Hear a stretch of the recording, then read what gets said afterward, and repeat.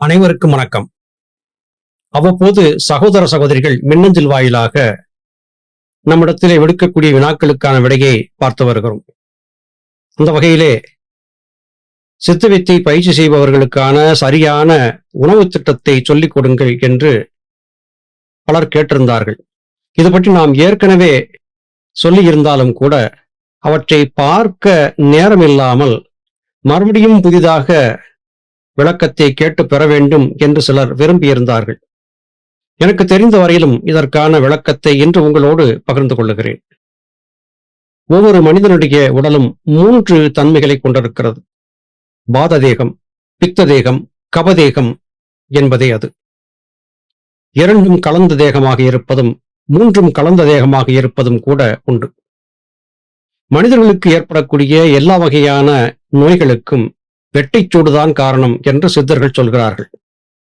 மனிதர்களுக்கு ஏற்படக்கூடிய நோய்களை 4448 என்று வகைப்படுத்தி இருக்கிறார்கள். இதில் 48 வகையானவை புறக்காரணிகளால் ஏற்படுகின்றன. 4400 நோய்கள் பரம்பரை காரணமாகவும் கர்மவினை காரணமாகவும் உடலில் ஏற்பட்ட வெட்டைச்சூடு காரணமாகவும் ஏற்படுகின்றன என்பது 18 சித்தர்களின் முடிவான கருத்தாக இருக்கிறது. அப்படி பார்க்கும்போது வாததேகம், பித்த தேகம், கபதேகம் என்று கொண்டிருக்கக்கூடிய ஒவ்வொருவருக்கும் உடலமைப்பு வேறு விதமாக இருக்கும். வாததேகிகளுக்கு புளிப்பான உணவுகள் ஒத்துக்கொள்ளாது. அதிக காரமோ அதிக காலம் தாழ்ந்து உண்பதோ வாததேகிகளுக்கு ஒப்புக்கொள்ளாது. இவர்கள் பசிப்பதற்கு சற்று முன்பு எதையாவது உண்டுவிட வேண்டும். இவர்களுக்கு சுலபமாக வயிற்று உளைவு நோய் ஏற்பட்டு விடுவதற்கு வாய்ப்பு இருக்கிறது. மலச்சிக்கல் ஏற்படச் செய்யும். பொதுவாக உடல் முழுவதும் ஏதாவது ஒரு இடத்திலே வலி இருந்து கொண்டே இருக்கும். இது வாத தேகிகளின் அடிப்படை. அடுத்து பித்த தேகிகளுக்கு உடல் கனகனப்பாக இருப்பதாக உணர்வார்கள். உள்ளங்கை உள்ளங்கால்களிலே சிலருக்கு வியர்வை இருக்கும். பித்தம் கூடுதலாக இருக்கிற காரணத்தால் அவ்வப்போது தலைவலி இருக்கும். கண்கள் சிவந்து போதல், கண்களிலே ஏதாவது ஒரு தொந்தரவு இப்படி இருந்து கொண்டே இருக்கும். இப்படிப்பட்டவர்கள் அதிக காரமான உணவுகளை சேர்ப்பதை தவிர்க்க வேண்டும். பித்தத்தை அதிகரிக்கக்கூடிய, வெப்பத்தை அதிகரிக்கக்கூடிய உணவுகளை தவிர்த்து கொள்ள வேண்டும். அடுத்து கபதேகிகள். இவர்களுக்கு மிக மிக சுலபமாக நீர்க்கோவை சளி பிடித்துக் கொண்டுவிடும். குளிர்ந்த காற்று இவர்களுக்கு ஏற்றுக்கொள்ளாது. சற்று உப்பலான உடலமைப்பை கொண்டிருக்கிற காரணத்தால் சிறிய வேலை செய்தாலும் களைப்பு அதிகமாக மேலிடச் செய்யும். இப்படிப்பட்டவர்கள் அதிக புளிப்பான, அதிக குளிர்ச்சியான உணவுகளை தவிர்க்க வேண்டும். இப்படி உடல் அமைப்புக்கு ஏற்றபடியாக உணவுகளை சரியாக வைத்துக் கொள்ள வேண்டியது அவசியமாகிறது. இதில் நீங்கள் எந்த வகையான உடல் அமைப்பை கொண்டவர்கள் என்பதை பார்த்து தெரிந்து கொள்ளுங்கள்.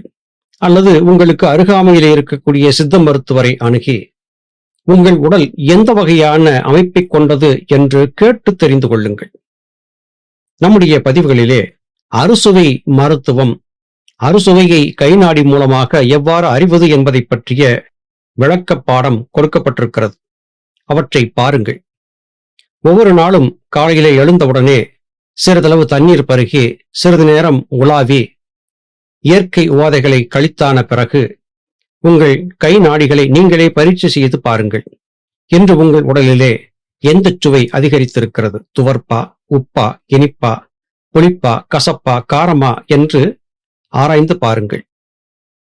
அந்த சுவை குறைந்திருக்கக்கூடிய சுவையை நீங்கள் உண்ணும் போது உங்கள் நாவுக்கு இதமாக இருக்கும், உங்களால் உண்ண முடியும். அதை கொண்டு உங்களுக்கு இந்த சுவை தேவையாக இருக்கிறது என்பதை புரிந்து கொள்ளலாம். இந்த சுவையிலே எந்த சுவை உடலுக்கு தேவையோ அந்த சுவையை நாவு தள்ளாது. இயல்பாக எடுத்துக்கொள்ளும். இது மாறிக்கொண்டே இருக்கும். ஒரு நாள் இருக்கக்கூடிய நிலை எப்போதும் இருக்காது. ஏதோ ஒரு நாள் மாத்திரம் நாடி பரீட்சை செய்து எனக்கு துவர்ப்பு குறைவாக இருக்கிறது, நான் துவர்ப்பை உண்கிறேன் என்று சொல்லி வாழ்நாள் முழுவதும் துவர்ப்பை உண்டு கொண்டே இருக்கக்கூடாது. இது ஒவ்வொரு நாளும் மாறிக்கொண்டே இருக்கும். இதை அவ்வப்போது பரீட்சை செய்து பார்த்து கொள்ள வேண்டியது அவசியமாகும். நோய் நாடி நோய் முதலும் நாடி அது தணிக்கும் வாய்நாடு வாய்ப்பச்சைகள் என்பது வள்ளுவ பெருந்தகையின் வாக்கு.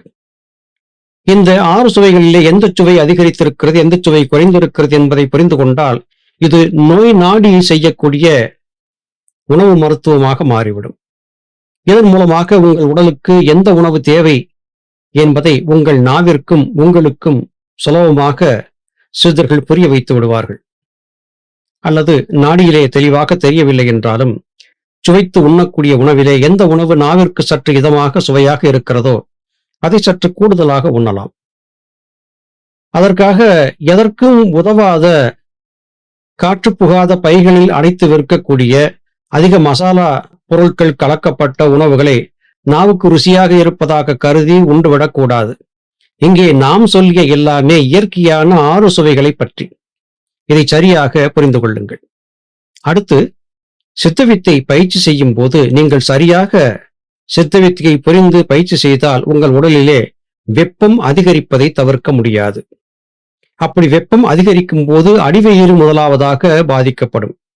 அடிவயிற்றில் ஏற்படக்கூடிய பாதிப்பு காரணமாக முதலாவதாக நீர் எரிச்சல், நீர்க்கடுப்பு, மூத்திர கற்கள் உருவாகுதல், இது போன்ற பிரச்சனைகள் ஏற்பட செய்யும். அதன் பிறகு மலச்சிக்கல் ஏற்படும், மூலச்சூடு ஏற்பட்டு மலபந்தம் என்பது ஏற்படுவதற்கு வாய்ப்பு இருக்கிறது.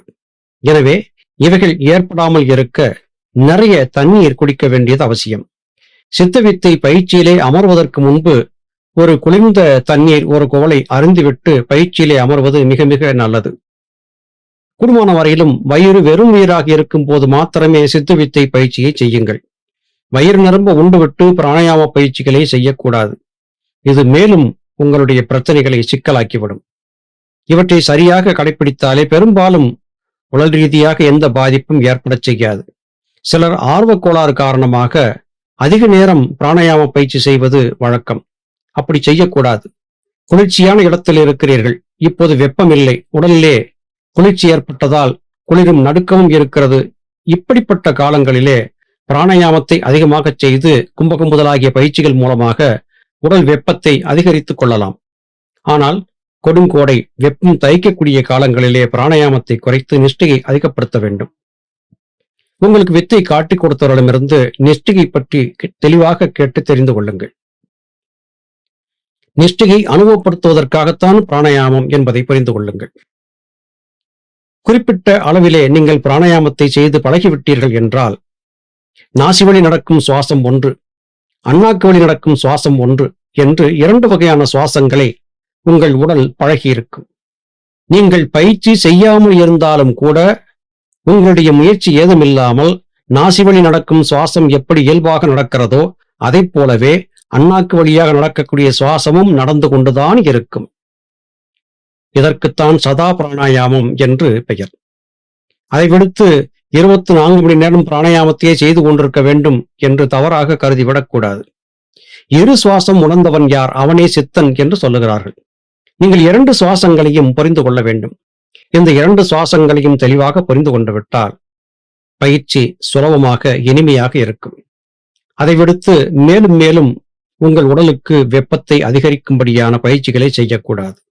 சரி, எல்லாவற்றையும் சொல்லிவிட்டீர்கள், எதைத்தான் உண்ண வேண்டும், அதை சொல்லாமல் போகிறீர்களே என்று நீங்கள் நினைப்பது அடியேனுக்கு புரிகிறது. இயற்கையாக விளைந்த பாரம்பரிய அரிசி வகைகளை உட்கொள்ளுங்கள். உங்களுக்கு எலும்பு சம்பந்தப்பட்ட வலிவேதனைகள், தொல்லைகள், துன்பங்கள் இருக்கின்றன என்று கருதினால் காட்டு யானம் என்கிற அரிசியை அதிகமாக சமைத்து உட்கொள்ளுங்கள். சாதமாக வடித்து தண்ணீர் ஊற்றி வைத்து காலையிலே பழைய சாதமாக உட்கொள்ளலாம். அல்லது இந்த காட்டு யானம் என்கிற அரிசியை திரித்து புட்டாக, இடியாப்பமாக இப்படி செய்து சாப்பிடலாம். குருணையாக செய்து கஞ்சியாக வைத்து சாப்பிடலாம். இது எலும்பு சம்பந்தமான பிரச்சனை இருக்கும் போது உண்ணக்கூடிய உணவு. பொதுவாக உடல் சோர்வாக இருக்கிறது, பலகீனமாக இருக்கிறது, உடலிலே போதுமான போஷாக்கு இல்லை என்பதாக கருதினால் ஆண்கள் மாப்பிள்ளை சம்பா என்கிற அரிசியையும், பெண்கள் பூங்கார் என்கிற அரிசியையும் அதிகமாக உணவிலே சேர்த்துக் கொள்ளலாம்.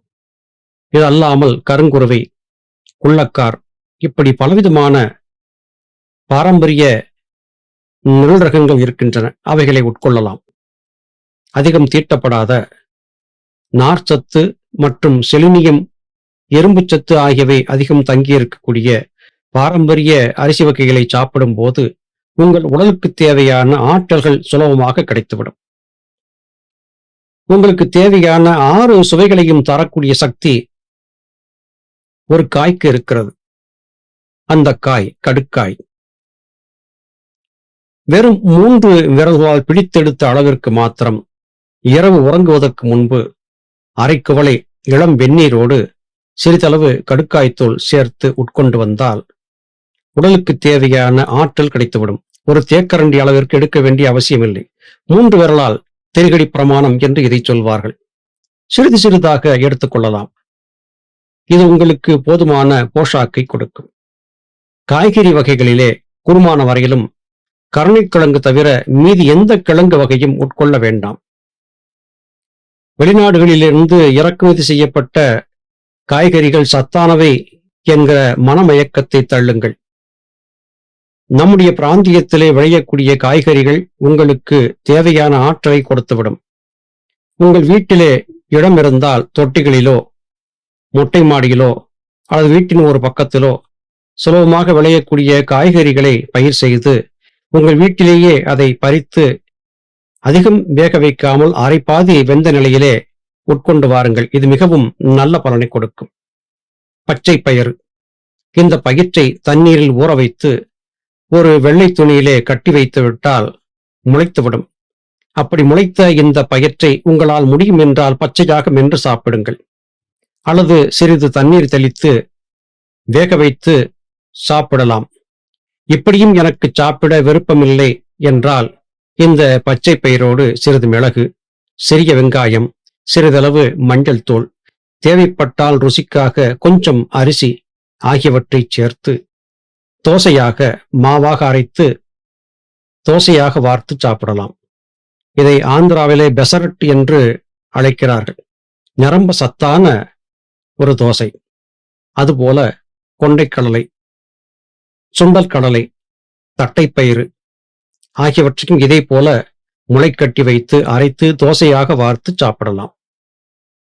உளுந்தை பயன்படுத்தும் போது முழு உளுந்தை பயன்படுத்துங்கள். தோலோடு உள்ள உளுந்தை பயன்படுத்தி காட்டியானம், கருங்குருவை, பூங்கார், மாப்பிள்ளை சம்பா இப்படிப்பட்ட அரிசிகளோடு சேர்த்து இட்டலி மாவாக அரைத்து இட்டலியாகவோ தோசையாகவோ பணியாரமாகவோ ஆப்பமாகவோ நீங்கள் விரும்பியபடியாக உட்கொள்ளலாம். இது உங்களுக்கு தேவையான போஷாக்கையும் ஆற்றலையும் கொடுக்கும். அசைவ உணவுகளை தவிர்த்துவிட்ட காரணத்தால் உடலுக்கு பாதிப்பு வந்துவிடுமோ என்று சிலர் அஞ்சுவது உண்டு. அசைவ உணவுக்கு நிகரான உணவுகள் ஏராளமாக இருக்கின்றன.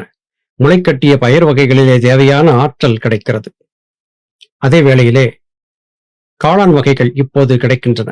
அவைகளிலே உங்களுக்கு தேவையான சத்துக்கள் இருக்கின்றன. காளான் வகைகளை வாரத்தில் 2 முறை 3 முறை நீங்கள் உட்கொள்ளலாம். அதுவும் உங்களுக்கு தேவையான ஆற்றலை கொடுக்கும். அடுத்து கீரை வகைகள். இப்போது கடைகளிலே கிடைக்கக்கூடிய அருகீரை, முளைக்கீரை ஆகியவை நிறைய உரம், பூச்சி மருந்து ஆகியவற்றை பயன்படுத்தி தயாரிக்கப்படக்கூடிய காரணத்தால் இவைகளை தவிர்ப்பது நல்லது. இயற்கையாக உங்கள் வீட்டு தோட்டத்திலே நீங்களே உருவாக்கக்கூடிய கீரை வகைகள் உடலுக்கு நல்லது. அல்லது இந்த மாதிரியாக இல்லாமல் அவ்வப்போது அந்தந்த பருவ காலங்களிலே கிடைக்கக்கூடிய கீரைகளை வாங்கி உட்கொள்ளலாம். பொன்னாங்கண்ணி நல்ல சத்து உடையது. 6 சுவைகளிலும் இந்த பொன்னாங்கண்ணி கீரையிலே இருக்கிறது. பொன்னாங்கண்ணி கீரையை வாரம் 2 அல்லது 3 முறை உணவிலே சேர்த்துக் கொள்ளலாம். இதுபோல இயல்பாக கிடைக்கக்கூடிய கீரை வகைகள் இருக்கின்றன. முருங்கைக்கீரை சுலபமாக கிடைக்கக்கூடியது. ஆனால் அதிலே ஒரு சிக்கல் இருக்கிறது. முருங்கை இலைகளை பறித்து கீரையாக்குவதற்கு முன்பு இலைகளை சுத்தமாக இருக்கிறதா என்று பார்த்துக் கொள்ளுங்கள். இலைகளின் பின்புறம் சிறிய பூச்சிகளின் முட்டைகள் இருப்பது வழக்கம். அது சிலருக்கு ஒவ்வாமையை ஏற்படுத்தக்கூடும். கவனமாக இதை செய்வது நல்லது. பசலைக்கீரை உடலுக்கு மிகவும் நல்லது. பசலைக்கீரையை வாரத்தில் 2 முறை சமைத்து சாப்பிடும் போது தேவையான போஷாக்கு கிடைக்கும். சர்க்கரை வர்த்தி கீரை என்று ஒரு கீரை இருக்கு. சர்க்கரவர்த்தியாகவே அந்த கீரை இருக்கும். சர்க்கரை வர்த்தி என்று சொல்வார்கள், அல்லது சக்கரவர்த்தி கீரை என்று கூட இதை சொல்லுவார்கள். அத்தனை ருசியாக இருக்கும். இந்த கீரை எல்லாம் நல்ல சுவையாகவும் உடலுக்கு தேவையான ஆற்றலை தரக்கூடியதாகவும் இருக்கும். முசுமுசுக்கை இலைகளை அவ்வப்போது அரிசியோடு சேர்த்து அடையாக தட்டி சாப்பிடலாம். தூதுவேளை இலைகளை கொண்டு வந்து அடையாக தட்டி அரிசியோடு சேர்த்து சமைத்து சாப்பிடலாம். இப்படி இயற்கையாக கிடைக்கக்கூடிய கீரை வகைகளை பயன்படுத்துங்கள். அதிகம் பேர் உண்கிறார்கள் என்பதற்காக உரம், பூச்சி மருந்து பயன்படுத்தப்பட்ட அருகீரை, முளைக்கீரை ஆகியவற்றை தவிர்ப்பது நல்லது. பால் அருந்தலாமா என்கிற கேள்வி பலருக்கும் இருக்கிறது. நாட்டு பசுவின் பால் நல்லது. அதை தேவையான அளவிற்கு சிறிதளவு ஏலக்காய், மஞ்சள் தூள், மிளகு, நாட்டு சர்க்கரை அல்லது பனை வெல்லம், பனங்கற்கண்டு இதை சேர்த்து காலையிலே உண்பது நல்லது. சிலருக்கு சுவை பிடிக்காவிட்டால் தவிர்த்து விடலாம். தயிர் சேர்த்து சாப்பிடாதீர்கள். வெண்ணெய் எடுக்கப்பட்ட மோர் நல்லது. அதை சாதத்திலே விட்டு சாப்பிடுங்கள். மோரை சிறிதளவு சீரகம், கொத்துமல்லி இழை ஆகியவற்றை போட்டு உள்ளுக்கு எடுத்துக்கொள்வதும் கூட நல்லது. இப்படி இயல்பாக கிடைக்கக்கூடிய உணவுகளை உட்கொள்ளுங்கள். அரை வயிறு உண்ணுங்கள், முழு வயிறும் உண்ண வேண்டாம். உண்டவுடனே சித்தவித்தை பயிற்சியிலே ஈடுபட வேண்டாம். இவற்றையெல்லாம் முறையாக கடைபிடித்து வந்தால் இந்த இப்போது சொல்லப்பட்ட இந்த உணவு முறைகளே உங்களுக்கு போதுமானது. வேறு ஏதும் தேவை இருக்காது. நாவிற்கு சுவையாக இருக்கிறது என்று நவீன மருத்துவர்கள் சொல்லுகிறார்கள் என்று எந்த உணவையும் எடுத்துக்கொள்ள வேண்டாம். இந்த பதிவை பொறுமையாக கேளுங்கள். மீண்டும் மீண்டும் போட்டு கேட்டு பாருங்கள். உங்களுக்கு ஒரு தெளிவு கிடைக்கும் என்று நம்புகிறேன். எனக்கு தெரிந்த வரையிலும் கருத்துக்களை உங்களோடு பகிர்ந்திருக்கிறேன். மீண்டும் மற்றொரு பதிவிலே உங்களை சந்திக்கிறேன். அதுவரையிலும் நன்றி, வணக்கம்.